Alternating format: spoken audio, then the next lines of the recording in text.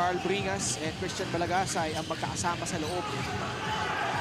Libre sa tres, Jeff Santos, yes! Merong peaks and valleys, depende sa isang team.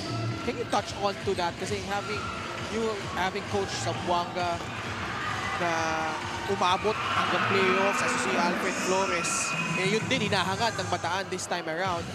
Ang importante dyan, hindi ka masusunog. Yung timing, yung kailan ka magpipik. That's the most important dito sa mahabang liga. Kailangan when you pick, papunta na kayo sa dulo. Eronaco.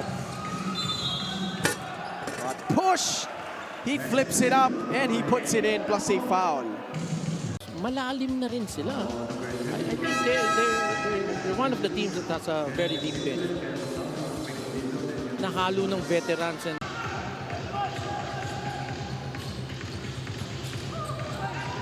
hopping into the lane, just could not convert. Jeff Santos. Cani with 9 on the shot clock. Back to Ives Sazon, loves that spot, and that's exactly why. That's where he hit that game-winning shot last season against Muntinlupa in one of the best games in Season 7. Aaron Akop. Lob to his brother, Andre Akop. Alley-oop. good play. Mukhang ginagawa na nila magkapatid yun since bata. Pinirapan itong magkapatid na ito. High off the glass. Can't convert. Robby Narang. Pass to Ives Sazon for 2. Ives Sazon. Malakas yung kanyang jumper. Now he cuts. And I feel like Ives Sazon.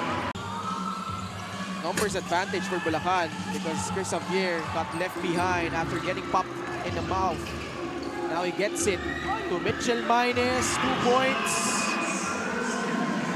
Another unselfish play by the Bataan Risers.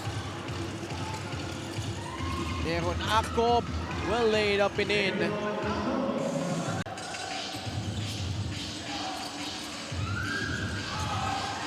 Such a stark contrast to how they started. And hindi pa rin tumitigil. Look at the pressure of Robby Darang. Jeff Cruz, tumikada sa tres. That's his second triple of the ball game. Hit one on the other side. Jumper off. Running start for Aaron Akop. Jeff Cruz, binitbit. Ano yun? Top ring ba yun? Top rig, oo.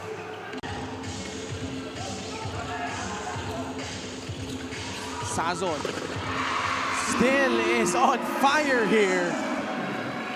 Hindi lang talaga pumapasok yung tira nila. But they're still executing. They're really running their plays. Mintes lang talaga yung mga tira nila.